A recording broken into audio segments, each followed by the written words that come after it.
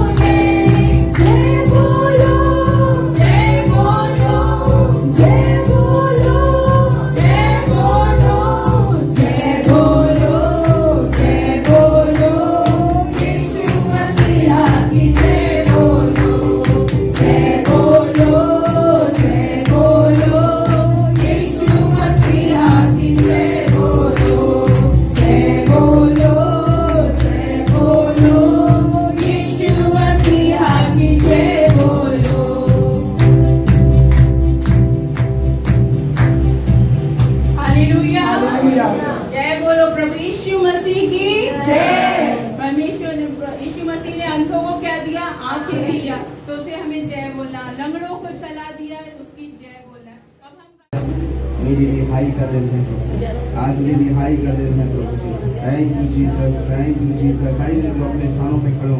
Bible में लिखा है जैसा तेरा विश्वास है वैसा तेरे लिए हो जाए। अगर आज आप विश्वास करते हैं प्रभु अपने नाम के निर्मित, अपने वचन के निर्मित अपने भवन में है, तो वो आपको अपनी उपस्थिति से भर देगा।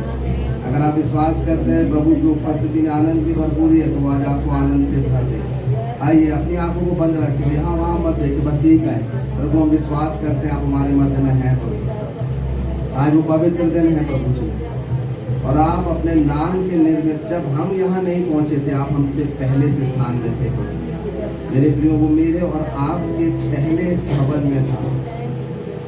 आइए प्रभु से कहें प्रभु आज मेरी रिहाई का दिन, आज मेरी रिहाई का दिन है। चाहे वो बीमारी हो, चाहे वो कर्ज का हो, चाहे वो डिप्रेशन का हो, चाहे वो बार बार निराशाओं का हो, बार बार हार जाने का हो, लाइफ में कुछ प्रमोशन ना दिख रहा हो, कुछ उन्नति ना दिख रही हो। मेरे प्रियो हमारे जून तक 6 महीने जैसे भी बीते हो, मगर आने वाले 6 महीने हमारे लिए आशीषों से भरे हुए, आने वाले 6 महीने हमारे लिए ब्लेसिंग से भरे हुए।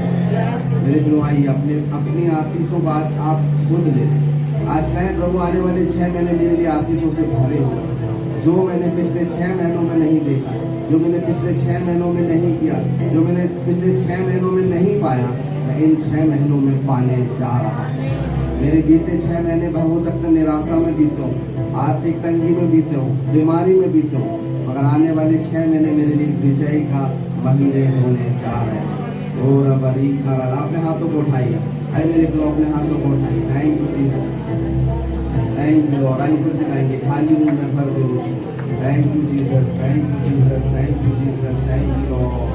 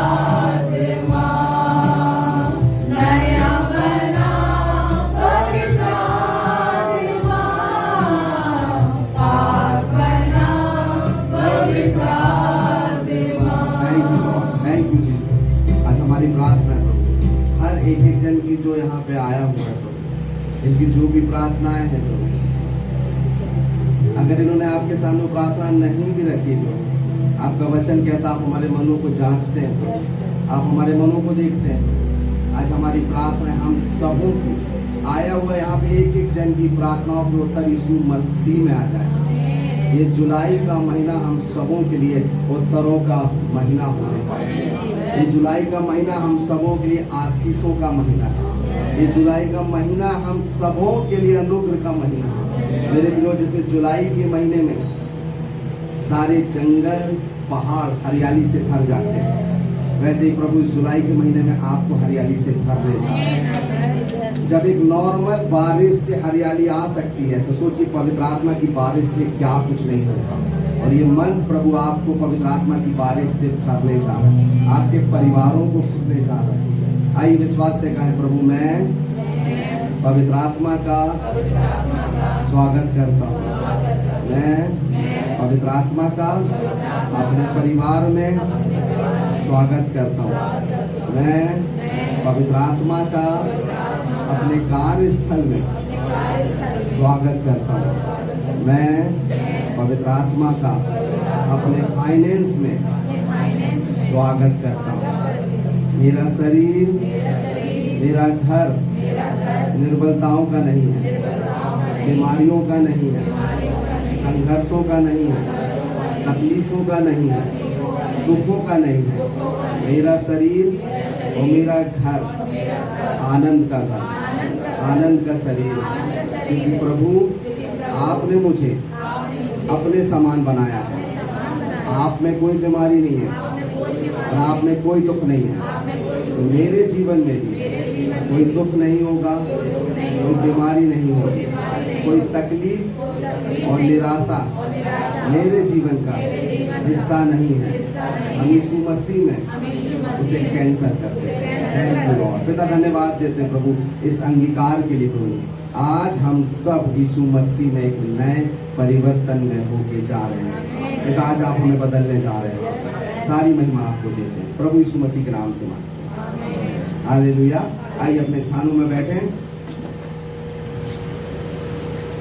Thank you Lord. हम सब 9 वरदानों के विषय में सीख रहे हैं। कौन से वरदानों के फलों, सॉरी कौन से किन के विषय में? 9 फलों के विषय में हम सीख रहे हैं।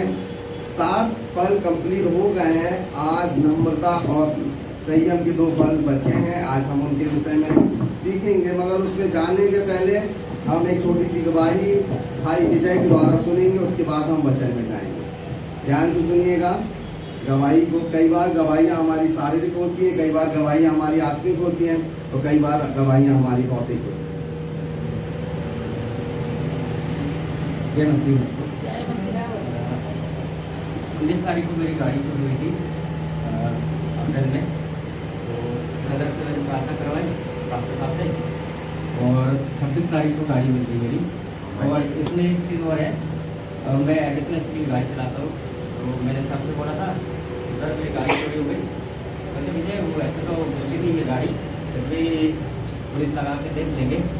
तो मैंने सर से 21 तारीख को प्रार्थना किया, और उसके बाद 5 दिन बाद मेरी गाड़ी मिल गई है, संडे के दिन। और प्रभु का धन्यवाद करता हूँ मैं बहुत कि सर की प्रार्थना से परमेश्वर ने सुना। और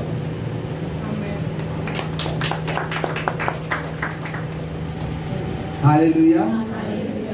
भाई विजय ने जो गवाही दी, कई बार हम भीड़ में होने के कारण थोड़ा हिचक जाते हैं, है ना। भाई की जो गवाही थी उसने मुझे कल बताया था जब मैं उसके घर विजिट पे गया था। बताया उसकी गाड़ी चोरी हो गई, है ना। उसके भाई साहब की गाड़ी चोरी हो गई और इसको बहुत टेंशन थी।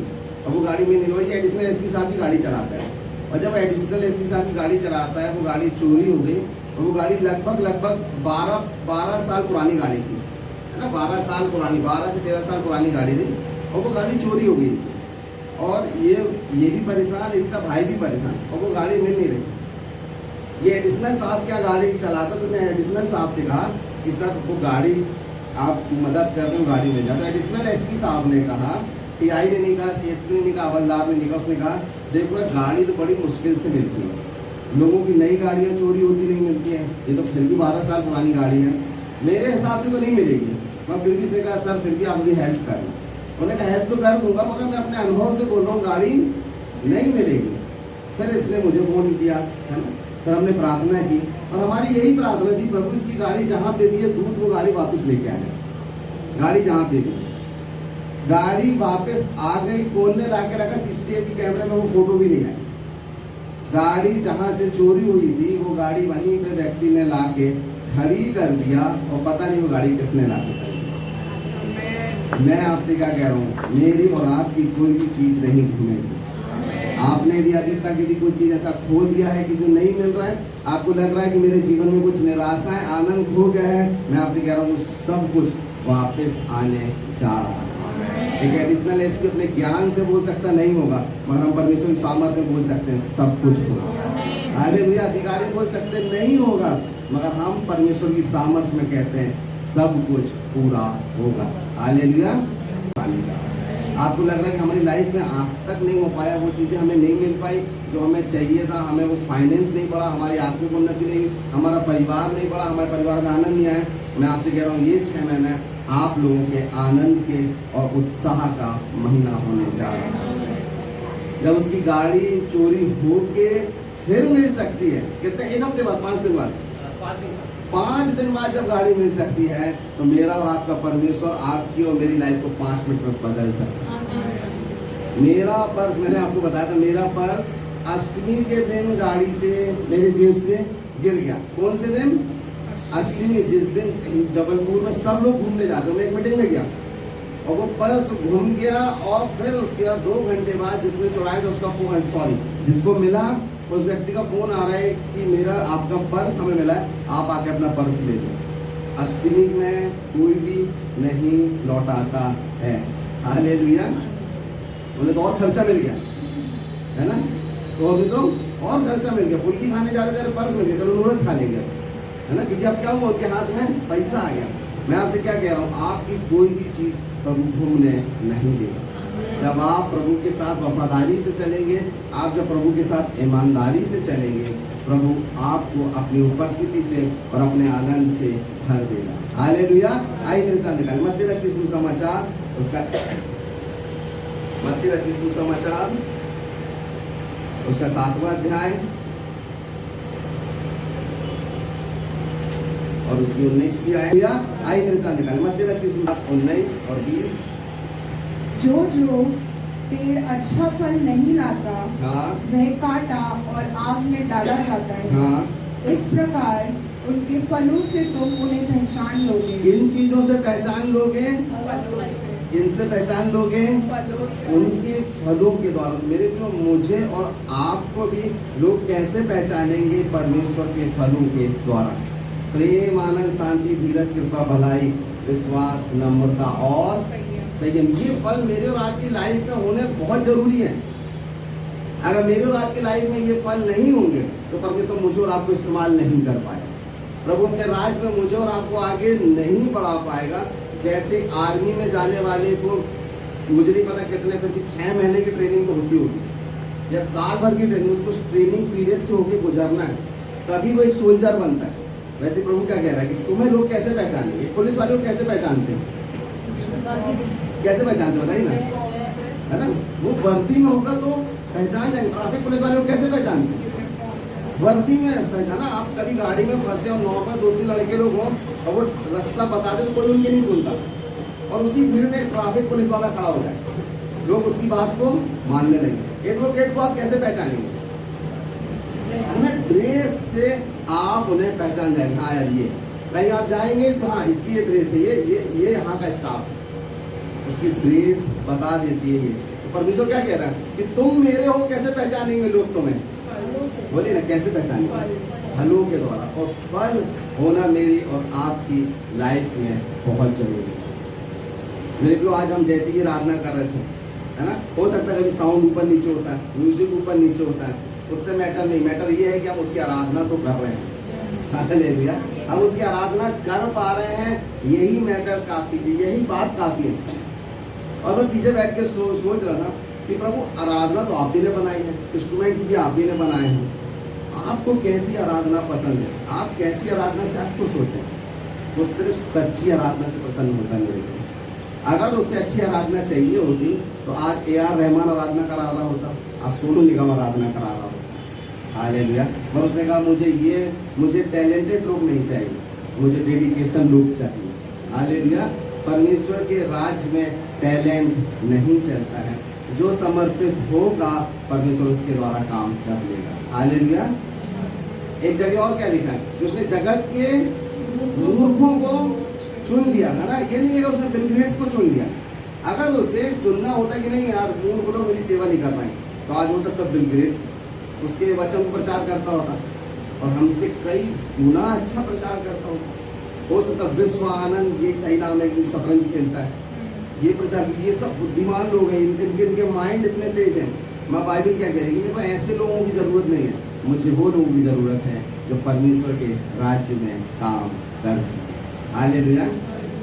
आप सब यहाँ जितने बैठे हैं तो मेरे प्रियो, आप अपनी योग्यता के कारण यहाँ पे नहीं हैं, आप अपनी योग्यता के कारण प्रभु में नहीं हैं। परमेश्वर ने आपको विश्वास योग्य जान के अपने पास बुलाया है।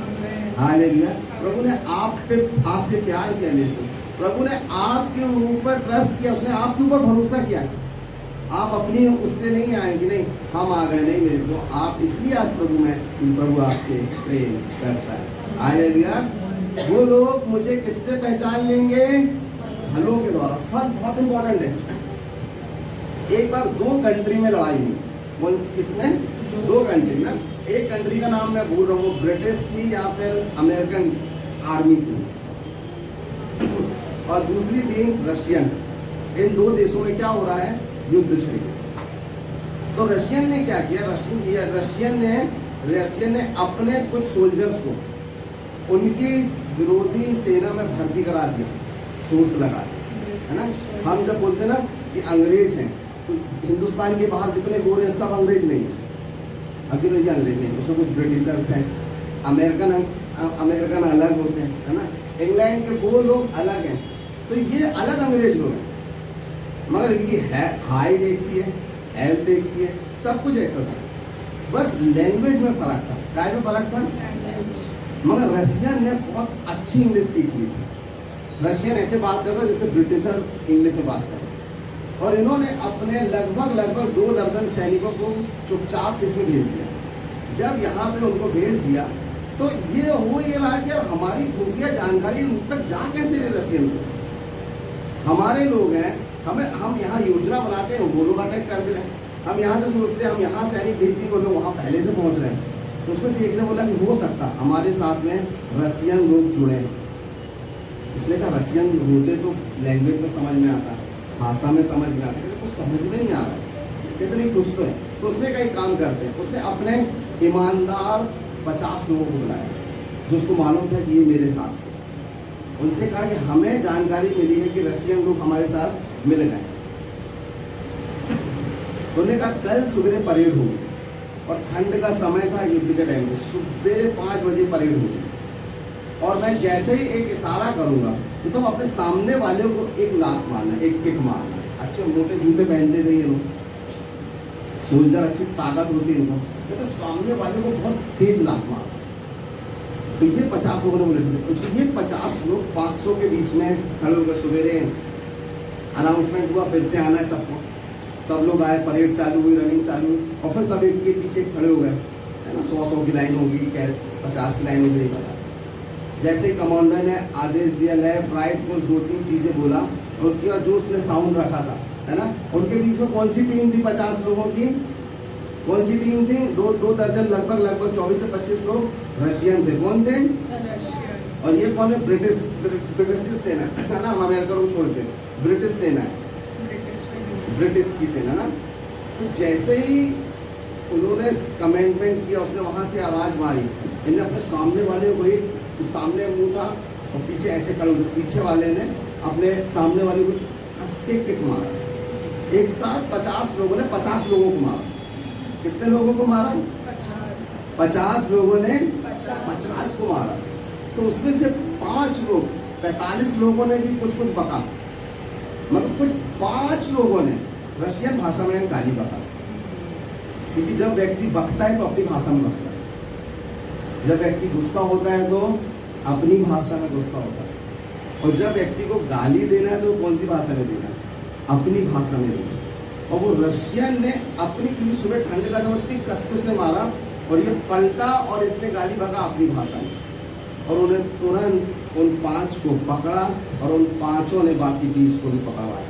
मैं क्या कह रहा हूँ, हम भले ही बाहर से कैसे भी दिख रहे हैं, मगर जब गुस्सा, जब क्रोध आता है, तो हम क्या है वो सामने दिख के आ जाता है। हमारी नेचुरल कब समझ में आता है? सामने जब अंदर से जो चीजें होती है वो फिर गुस्से में बाहर आती है। और आज हम जो फल के विषय में सीखेंगे वो है नम्रता। और नम्रता का फल हमारे गुस्सा होने पे काम करता है। जब हमारी चीजें हमारे बस में नहीं होती है तब नम्रता का फल मेरे और आपके जीवन में काम करता है। हालेलुया। आइए अपनी आंखों को बंद करें। कहें प्रभु यीशु मसीह इस नम्रता के फल को मेरे जीवन में आज ही होंगे। मैं इस फल से भर दिया जाए यीशु मसीह के नाम से बात। अब फिर निकालेंगे सर गलातियों की पुस्तक उसका 5वां अध्याय और उसकी 22वीं आयत हम पढ़ेंगे और फिर दूसरी आयत में जाएंगे। एक जन निकाले दूसरा तिमोथी 2 अध्याय उसकी 25वीं आयत। एक जन निकाले गलातियों 5:22 और एक जन निकाले 2 तिमोथियों 5:25। पर आत्मा का फल हाँ, प्रेम, हाँ, आनंद, शांति, धीरज, हाँ, कृपा, भलाई, हाँ, विश्वास, नम्रता और संयम है ना। है। आत्मा का फल नम्रता और संयम। बाकी के साथ हमने सीख चुका है। अब क्या कह रहा? आत्मा का फल। अब हम लास्ट के 2 फलों के विषय में आज देखेंगे। अब निकाले गलातियों के तिमोथियों की पुस्तक 2 तिमोथी 2:25। 2 तिमोथी 2:25। वे विरोधियों को नम्रता से समझाए, क्या जाने परमेश्वर उन्हें मन फिराव का मन दे। क्या बोल रहे हैं कि वो विरोधियों को बताइए, विरोधियों को नम्रता से कौन सिखा सकता है? जब आपसे कोई लड़ रहा है, जब आपके कोई विरोध में खड़ा है, आप कैसे नम्रता के साथ उनसे बातें कर सकते हैं?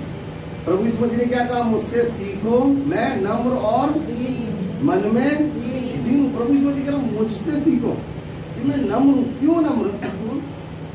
जब वो क्रूस पे, जब लोग उसकी दाढ़ी के बालों को खींच रहे हैं, जब लोग उसके ऊपर थूक रहे हैं, जब लोग उसको चाटा मार रहे हैं, तब ये फल उस टाइम पे काम कर रहा है।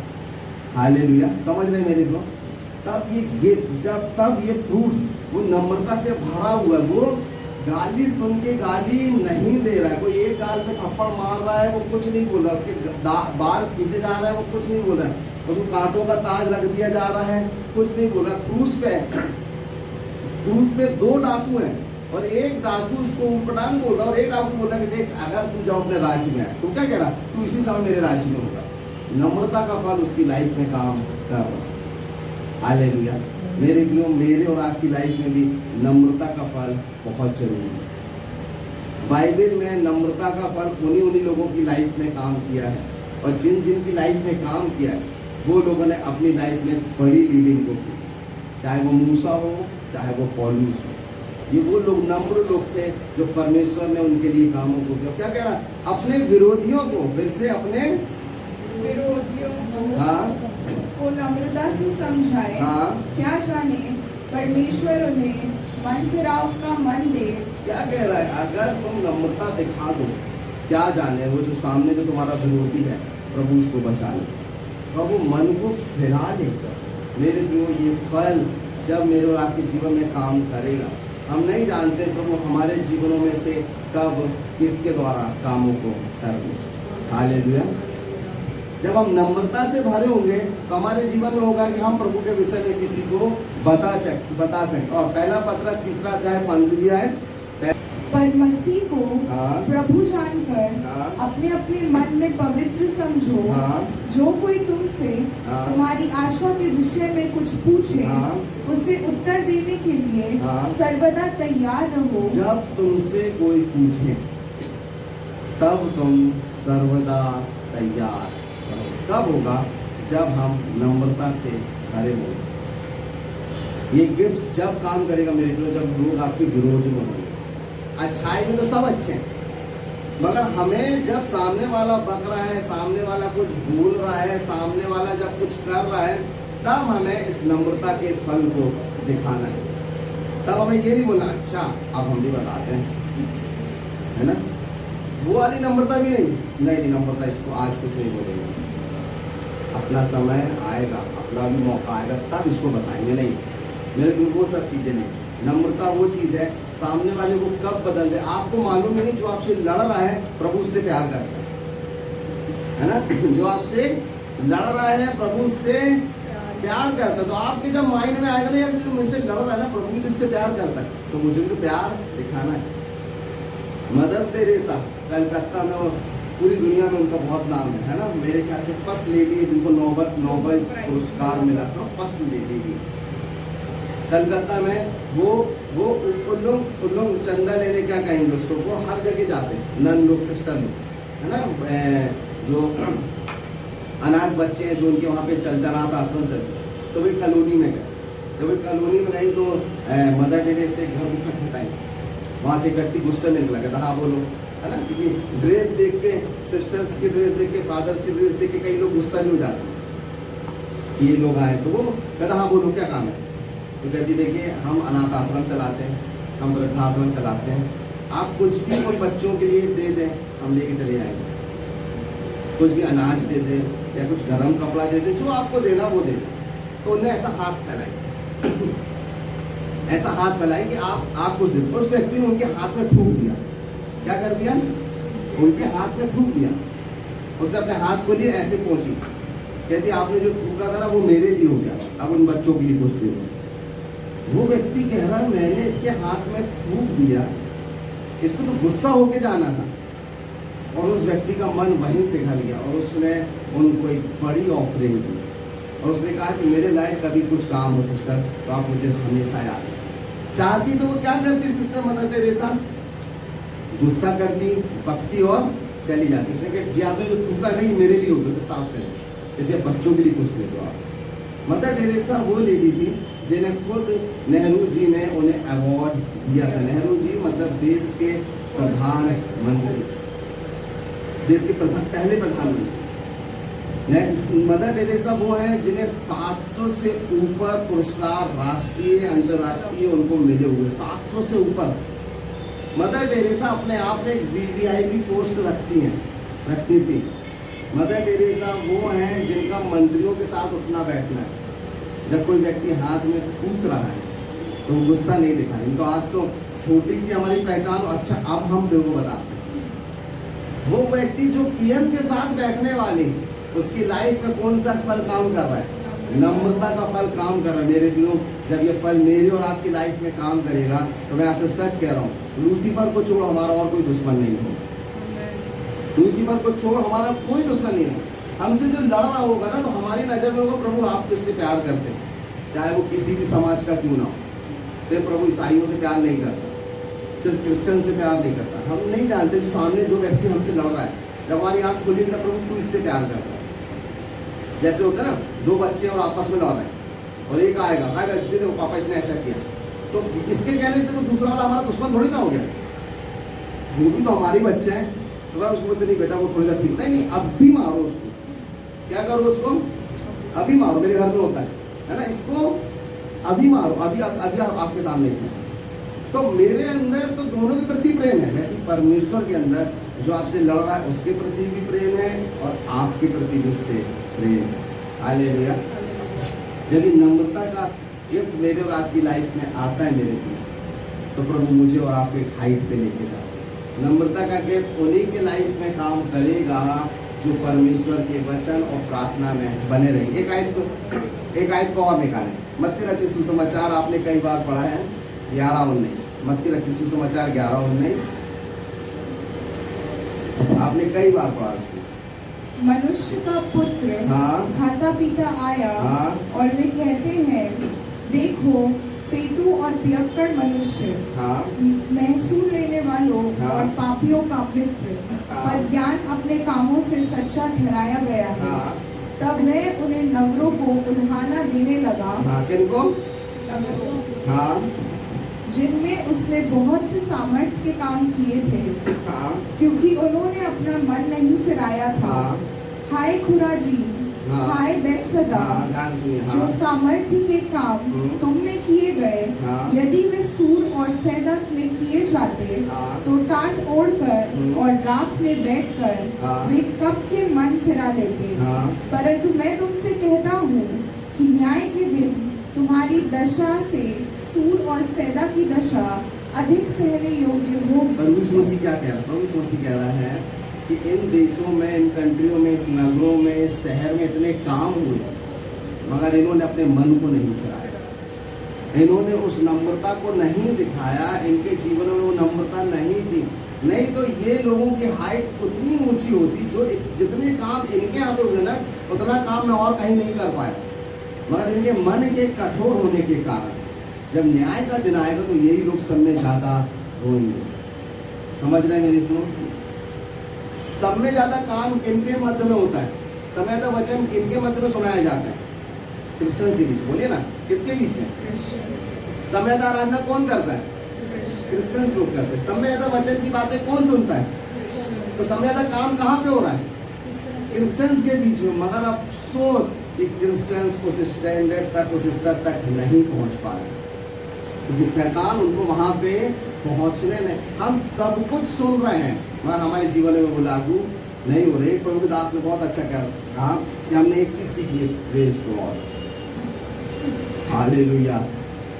कब खड़े होना है, कब बैठना है हमें मालूम है, कब कब हमें कैसी बातें करना हमने पैटर्न सीख लिया है। मगर मेरे प्रभु यीशु मसीह क्या कह रहा है? जब तुम्हारे मन बदल जाएंगे, जब तुम्हारे अंदर नम्रता के वो फल दिखाई देंगे, तुम्हारे स्टैंडर्ड यीशु मसीह में बढ़ जाएंगे।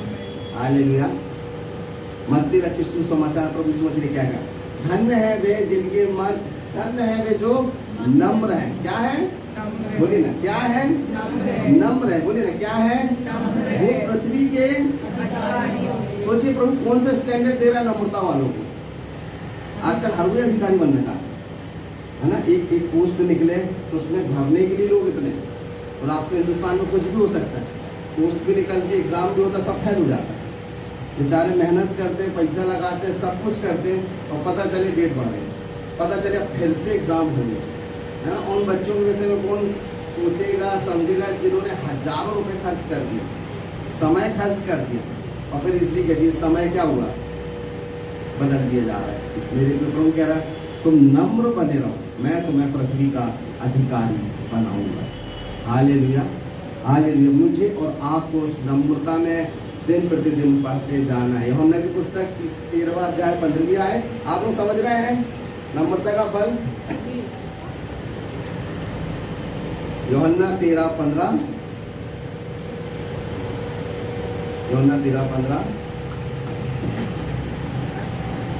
क्योंकि हाँ। मैंने तुम्हें नमूना दिखा दिया है, हाँ।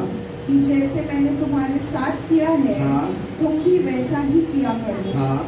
मैं तुमसे सच सच कहता हाँ, ध्यान से हूँ, सुनिए। हाँ। दास अपने स्वामी से बड़ा नहीं, हाँ। और ना भेजा हुआ अपने भेजने वाले से। हाँ। तुम ये बातें जानते हो, और यदि उन पर चलो तो धन्य हो। हाँ। मैं तुम सबके विषय में नहीं कहता, हाँ। जिन्हें मैंने चुन लिया है हाँ। उन्हें मैं जानता हूँ, हाँ। परंतु ये इसलिए है कि पवित्र शास्त्र का यह वचन पूरा हो, हाँ। जो मेरी रोटी खाता है उसने मुझ पर लात उठाई। प्रभु यीशु मसीह कितने चेले थे? कितने चेले थे? मगर एक का मन नहीं बदला, एक का मन नहीं। वो था 3.5 साल सेवकाई में, वो लाजर को जिंदा होता हुआ देख रहा है, वो 5 रोटी 2 मछली से लोगों को खाता हुआ देख रहा है, वो सब कुछ देख रहा है, मगर उसके मन में परिवर्तन नहीं आ रहा। और एक समय ऐसा आया है कि उस यीशु मसीह को पकड़वाने के लिए उसने यीशु मसीह को कुछ पैसों में पकड़वा भी दिया, क्योंकि उसका मन नहीं बदला था। और वही एक यूहन्ना है जो प्रभु यीशु मसीह के साथ में चला जा रहा है, और ये प्रभु यीशु मसीह से प्रेम कर रहा है। पतरस ने भी और बाकी चेलों ने प्रभु यीशु मसीह को छोड़ दिया, सिर्फ यूहन्ना एक था जिसने प्रभु को नहीं छोड़ा। वो प्रभु यीशु मसीह की माता के साथ में चला जा रहा है।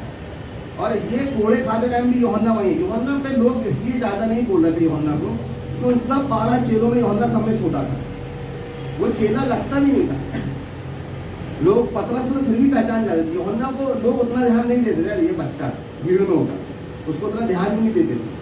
और ये साथ में, ये नम्रता के साथ बना है, नम्रता के साथ बना है। कई कई जगहों पे ऐसा है कि पतरस के साथ में यूहन्ना खड़ा है, मगर पतरस चंगाई दे रहा है, यूहन्ना चुपचाप खड़ा है ना। जब वो सुंदर फाटक के सामने जब जा रहे हैं ना, पतरस और यूहन्ना है, मगर यूहन्ना कुछ नहीं कर रहा है। डीलिंग कौन कर रहा है? पतरस कर रहा है, यूहन्ना का कोई नाम नहीं हो रहा है। मगर सब चीजों में, सब में लास्ट में यूहन्ना अपनी पूरी आयु में नेचुरल मृत्यु मरा। जितने भी शहीद हुए, यूहन्ना नेचुरल में 3 बार उसको खौलते हुए तेल में डाल दिया गया, उसको पतरस नामक टापू में छोड़ दिया गया। और एक समय ऐसा है कि उनका अपनी नेचुरल मृत्यु मरा। यूहन्ना वही है जिसने प्रकाशित वाक्य को लिखा। यूहन्ना वही है जो स्वर्ग का दर्शन कर रहा है। यूहन्ना वही है जो प्रभु यीशु मसीह की बातों को सुन रहा है। कब? जब उसका मन नम्रता से भर गया।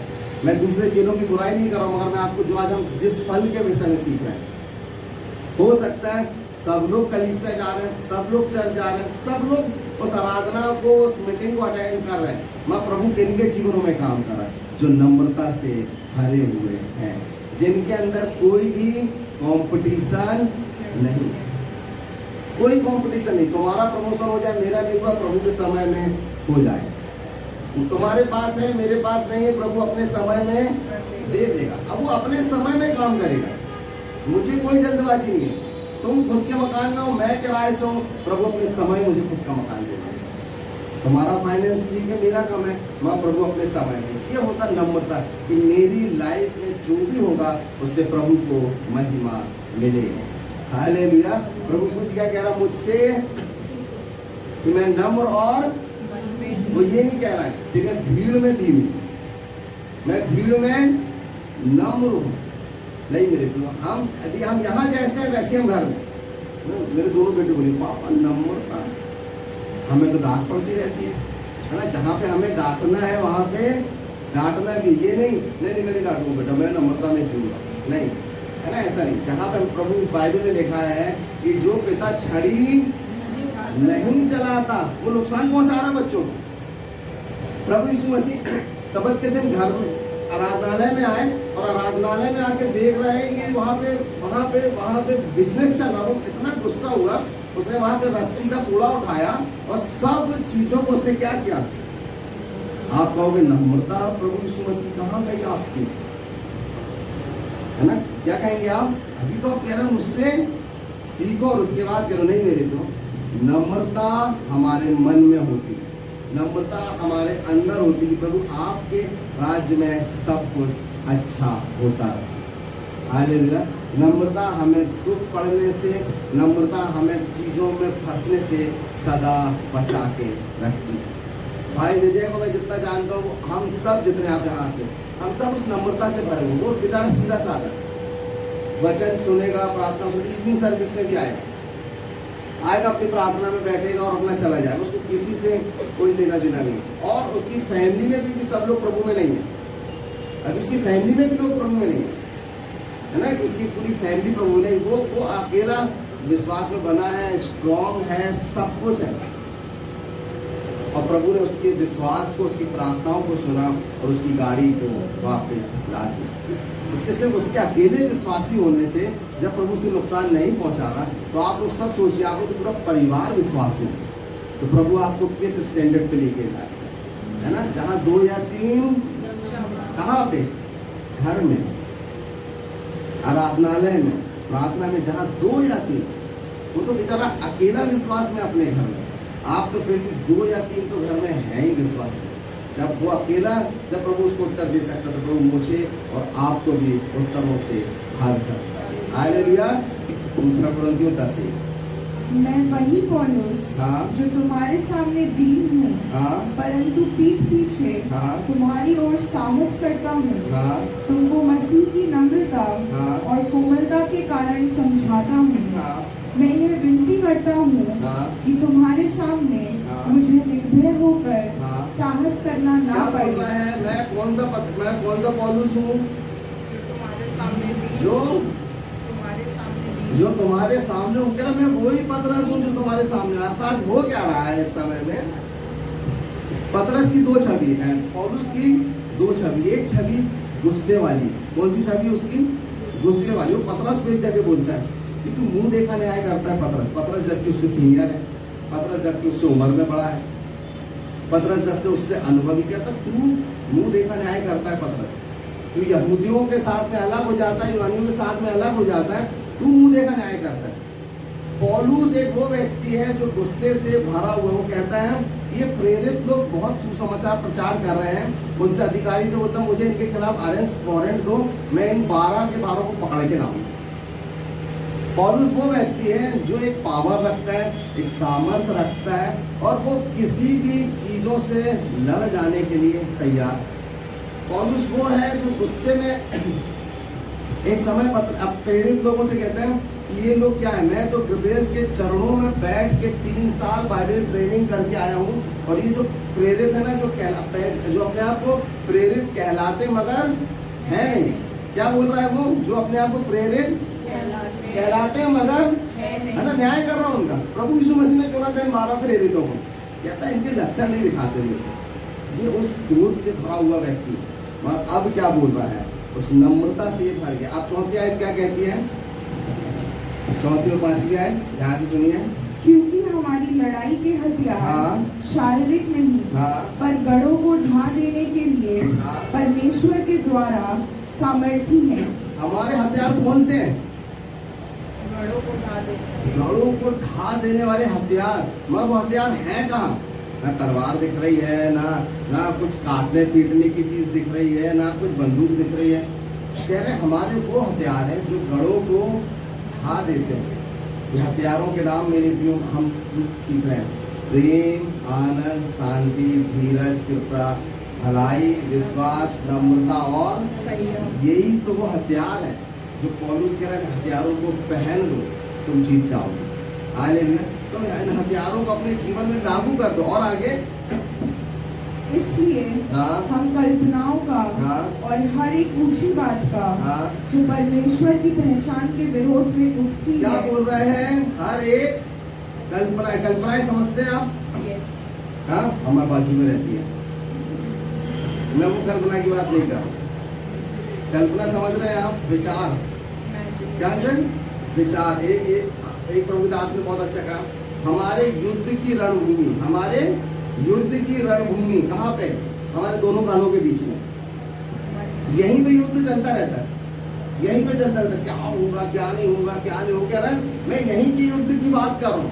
कह रहा शैतान आपको हमेशा यहाँ पे अटैक करेगा, आपके विचारों में अटैक करेगा। नहीं, तेरी लाइफ में अच्छा नहीं होगा, तेरी लाइफ में कुछ आशीष नहीं दिखाई देगी, तेरी लाइफ में कुछ नहीं होगा। और हम यही कल्पना करते रहते हैं, है ना। लोग कल्पना करते करते तो कई बार लोगों को मार भी देते हैं, है ना, गुस्से में। हाँ, उसने मेरे साथ ऐसा किया तो मैं उसको ऐसा करूँ, मैं उसको भलाई सामने बोलने की उनकी हिम्मत ना हो, मगर हम विचारों में तो मार के जाते हैं उसको। हम विचारों में चीजों को कर देते हैं। वो क्या कह रहा, मैं तुम्हें जब तुम उस फल में बने रहोगे तो तुम यहाँ पे विजयी होते रहोगे। जब एक डिप्रेशन का व्यक्ति, एक बीपी का पेशेंट डॉक्टर के पास जाता है तो डॉक्टर क्या बोलता है ना, ज़्यादा विचार मत लाना, शांत रहना, चुपचाप रहना, ज़्यादा सोचना नहीं। और जब मैं ऐसे लोग पेशेंट लोगों से जब मैं विजिट करता हूँ, उनकी फैमिली से पूछता हूँ कि मेडिसिन क्या चल रही, पता नहीं, सोता रहता है। तो डॉक्टर भी कौन सी दवाई देता है? नींद की। डिप्रेशन का व्यक्ति तो क्या कौन सी दवाई देती है? नींद की। क्या करेगा वो? सोता है। तो मैं पूछता हूँ कि इसका इलाज कहाँ हो रहा है? कहते जी इलाज, अरे मैं वो सो जा रहा हूँ, थोड़ी ना इलाज है। फिर उठेगा, फिर वो। परमेश्वर हमें परमानेंट इलाज करने वाला परमेश्वर है। हालेलुया। क्या कह रहे हैं? युद्ध कहाँ पे है? विचारों में, कल्पनाओं में। हम यहीं पे लड़ते हैं। लाइफ में अच्छा नहीं हो रहा है, क्या होगा, कल क्या चीजें होंगी, क्या टेंशन, इतनी टेंशन हम विचारों में होते हैं। कई बीमारियां उन टेंशनों के कारण हम शरीरों में लेने हैं। क्या कह रहा है बाइबल में पतरस और पौलुस? क्या कह रहा है? ध्यान से 5 गए फिर से। इसलिए हम कल्पनाओं का और हर एक ऊंची बात का जो परमेश्वर की पहचान के विरोध में उठती है खंडन करते हैं हाँ। और हर एक भावना को हाँ। कैद करके मसीह का आज्ञाकारी बना देते हालेलुया। हैं। क्या कह रहे हैं? हर एक आज आपके जो भी तकलीफ है, जो भी दुख है, प्रभु उसको कैद करने वाला है। हालेलुया। कैद मतलब वो अब वापस आपकी लाइफ में नहीं आए। चाहे फ्यूचर की चिंता हो, चाहे फाइनेंस की चिंता हो, चाहे हेल्थ की चिंता हो, प्रभु कह रहा है तुम फल में बने रहो, मैं उसे कैद कर दूंगा। हालेलुया। मैं उसको क्या करूंगा? कैद कर दूंगा। एक शहर के अंदर चीता आ गया। क्या आ गया? अब वो पूरे लोग इतने परेशान थे कि चीता कहीं से भी कूद रहा, किसी को भी पकड़ा। तो जो चीता को पकड़ने वाली टीम आई, और जब वो टीम आ गई तो उनने उस टीम ने उस चीते को, उनका जो पिंजरा बना था, लगभग ट्रक के पीछे का हिस्सा पूरा पिंजरा बना था, और उस चीते को लिए उन्होंने उस पिंजरे के अंदर डाल दिए। अब जो लोग उससे कई दूर खड़े होकर देखते थे चीता हो, अब ये उस गेट के पास आए थे। क्यों? अब वो कहाँ पे है? कहाँ पे है? है ना? पूरे लोग आ रहे, फोटो खींच रहे हैं। अभी वो कहाँ पे है? क्योंकि अब वो उनको परेशान नहीं कर, अब वो उनको काट, है ना? अभी मान लो वही गेट खोल दिया जाए, जो फोटो खींच रहे हैं वो मोबाइल छोड़ के भागेंगे। वैसे ही मेरे प्रियो, आपकी समस्याओं को परमेश्वर पिंजरे में डाल देगा, आप इस फल में बने रहो। मैं आपसे सच कहूँ, आज जब आप नम्रता का फल के विषय में सीख रहे हैं, शैतान इसको चुराने की पूरी कोशिश करेगा। एक लास्ट आयत पढ़ेंगे, फिर हम खत्म करेंगे, उसके बाद हम थोड़ी देर प्रार्थना में जाएंगे। गिनती की पुस्तक 12वां अध्याय, इसकी 23वीं आयत, सॉरी 12:3, 2-3 आयत को पढ़िएगा। मूसा पृथ्वी भर के रहने वाले हाँ। सब मनुष्यों से बहुत अधिक नम्र हाँ। स्वभाव का था। कौन सा था? ये कौन बोल रहे हैं? परमेश्वर कह रहा, पृथ्वी भर में। कौन से? कहाँ पे? है ना? हमारे घर में भी 4-5 बच्चों, तो आप लोग ये थोड़ा नम्र है सबके अपेक्षा, मगर वो पूरे शहर की नहीं, पूरी कंट्री की बात कर रहा। पृथ्वी भर में सब में नम्र कौन है? कौन है? सब में नम्र। ये वही नम्र व्यक्ति है जो लाख लोगों को, है ना, बाइबल कहती है 6 लाख लोग, बाइबल स्कॉलर्स कहते हैं 20 लाख लोगों को लेके वो मिस्र से निकला है। वो 20 लाख लोगों की अगुवाई कर रहा, बाइबल कहती है सब में नम्र व्यक्ति है। आज एक व्यक्ति को क्लास का मॉनिटर बना दो, वैसी टेंशन में घूमता रहेगा, ये नहीं सुन रहा, ये नहीं सुन रहा, ये नहीं सुन रहा। वो पूरे देश का 20 लोगों के ऊपर चलने वाला व्यक्ति कैसे चल पाया? क्योंकि उसके अंदर ये फल काम कर रहा था। और आगे इसलिए हाँ। यहोवा ने हाँ। एकाएक मूसा हाँ। और हारून और मरियम से कहा, हाँ, ध्यान सुनिए। हाँ, तुम तीनों मिलाप वाले तंबू के पास निकल आओ। इन लोगों ने मूसा को कुछ चीजें कही है ना? मूसा को कुछ बातें इन्होंने कह दिया है, हारून ने कुछ कह दिया, मरियम ने कुछ बातों को कह दिया है। तो मूसा से कहा, परमेश्वर सिर्फ तुझसे बातें करता है, हम भी परमेश्वर के लोग हैं, हम भी परमेश्वर की चीजें। तो इनके बीच में विरोध हुआ है, मगर विरोध हुआ है, मूसा ने कुछ नहीं बोला। जब परमेश्वर ने देखा तो तब परमेश्वर ने लोगों को बुलाया, इन दोनों को बुलाया तंबू में। फिर क्या हुआ?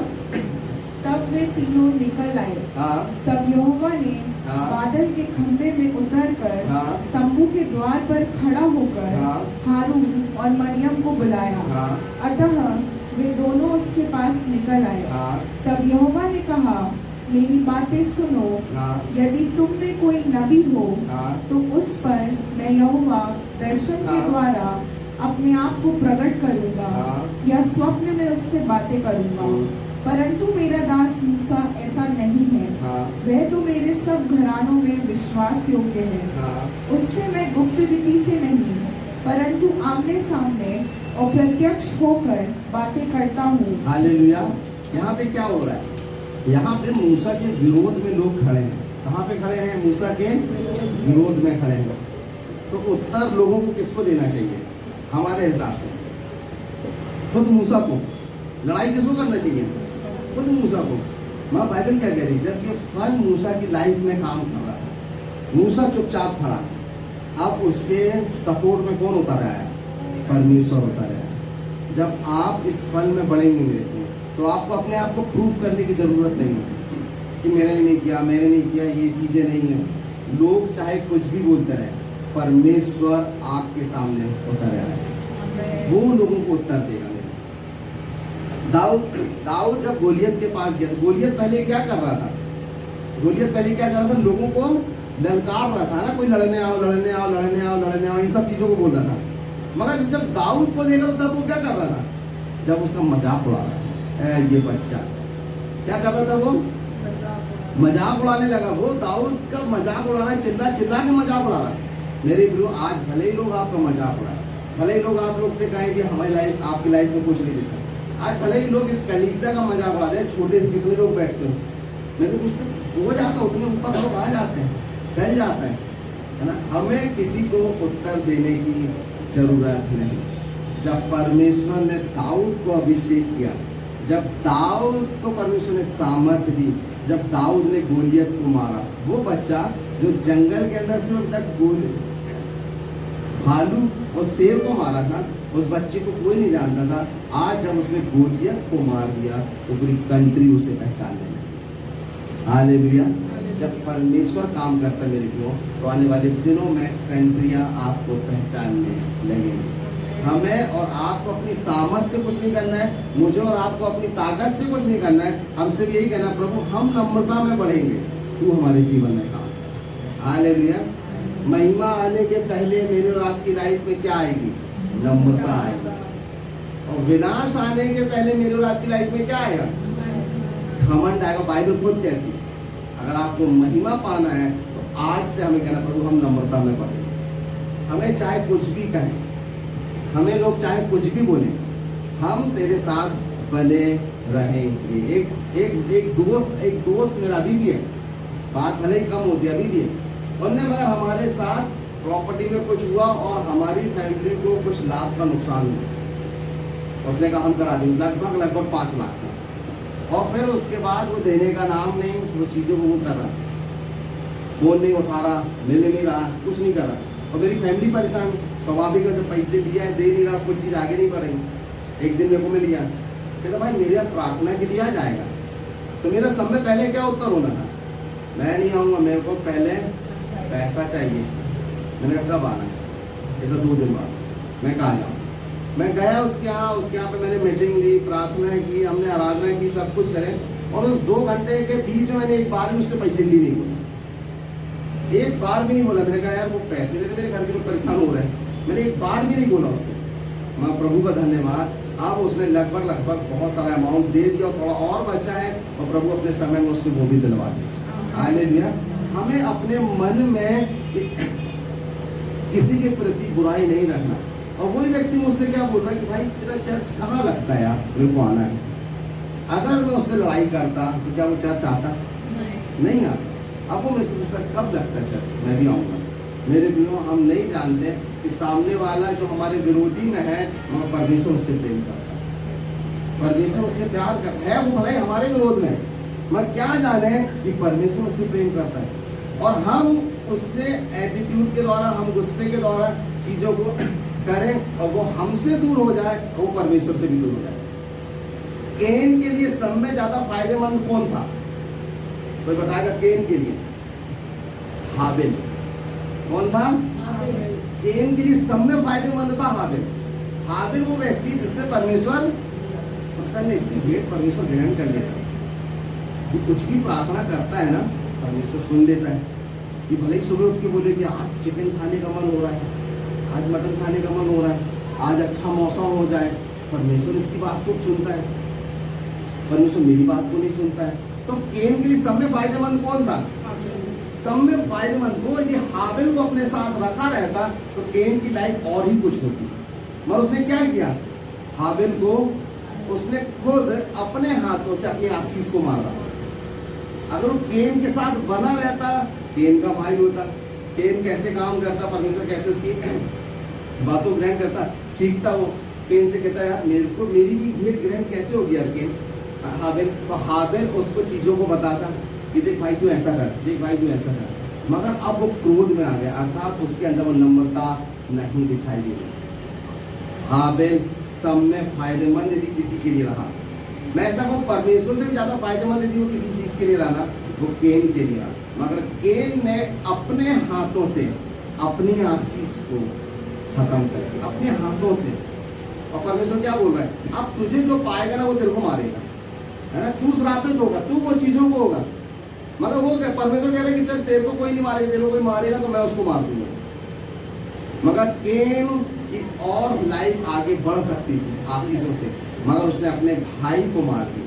वैसे ही मेरे प्रियो, हमारे अंदर जब नम्रता होगी तो हम किसी को अपने पास से दूर होने नहीं देंगे। भले ही लोग हमसे दूर अपने आप हो जाएं, लोग भले ही अपने आप, जैसे प्रभु यीशु मसीह ने कहा ना कि पिता तूने जितने लोग मुझे सौंपे मैंने एक को भी नहीं छोड़ा, मैंने एक को भी नहीं खोया। लोग अपने आप से आपको छोड़ दे वो बात अलग है, मगर आपके द्वारा कोई आपको नहीं छोड़ना चाहिए। हालेलुया। जब ये नम्रता का फल मेरे और आपके जीवन में काम करेगा मेरे को, तो मेरी और आपकी लाइफ में बड़े बड़े काम होते हैं। हालेलुया। शैतान आपके फलों को चुराएगा। वो क्या कह रहा है, मेरे इन फलों के द्वारा ये लोग पहचाने जाएंगे। तो पहचान जाएगा शैतान कि ये पहले गुस्सा करता था, अब ये गुस्सा नहीं करता।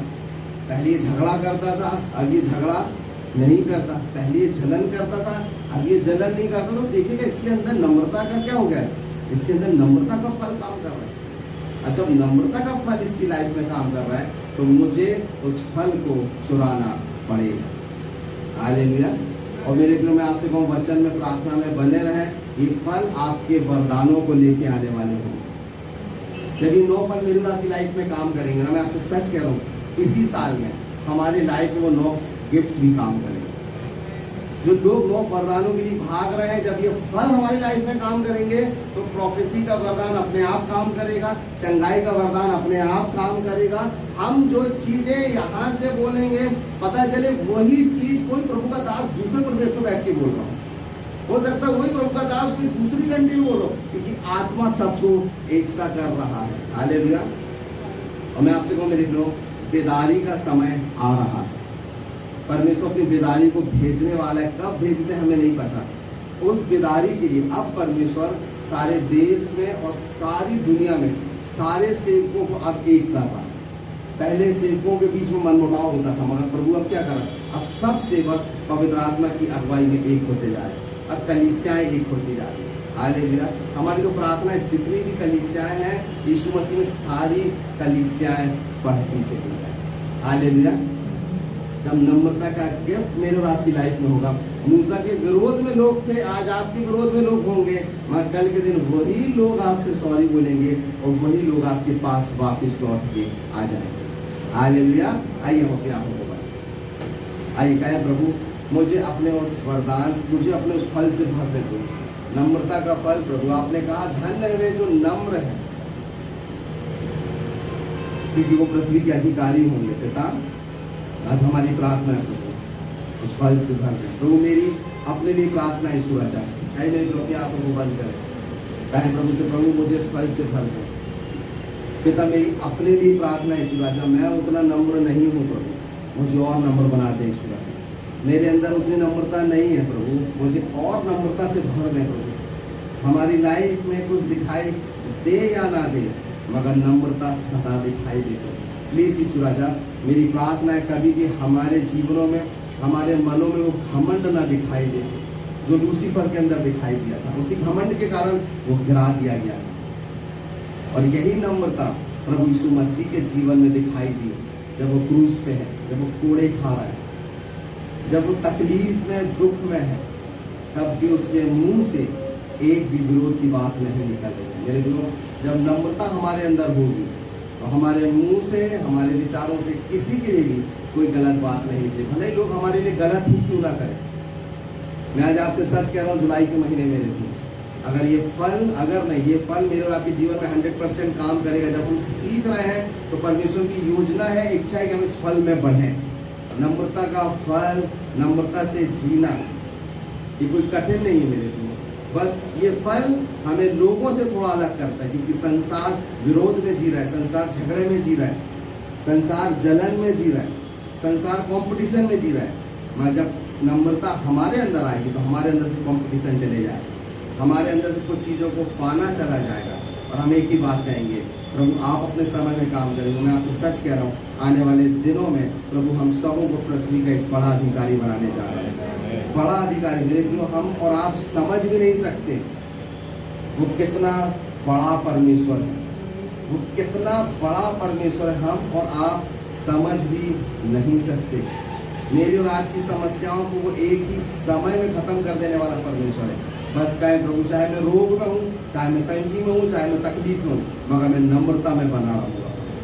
Thank you God. पिता, आज हमारी प्रार्थना है प्रभु, आज हमारी प्रार्थना है सूरज, हमारे जीवनों में आप काम करें प्रभु। हर एक जन, बुजुर्ग से लेके बच्चा प्रभु, या जो छोटे बच्चे को भला मैसेज समझ में भी नहीं आया हो, मगर इनके अंदर उन नम्रता को इम्पार्ट कर दे। इन बच्चों के अंदर वो नम्रता अभी से दिखाई दे। इनके पेरेंट्स नहीं मगर दूसरे लोग बोल नहीं पाए कि इन बच्चों के अंदर ये नम्रता कहाँ से आई। आज बच्चे चिड़चिड़ापन में हैं, आज बच्चे लड़ाई में हैं, आज बच्चे गुस्से में हैं, मगर मेरी प्रार्थना है और मेरा विश्वास है इस कलीसिया का हर एक बच्चा नम्रता में बढ़ने जा रहा है। इस कलीसिया का हर एक बच्चा परमेश्वर के प्रेम में बढ़ने जा रहा है, और जिससे प्रभु के नाम की महिमा सदा होती है। Thank you Jesus, thank you Lord, thank you Lord. आई मेरे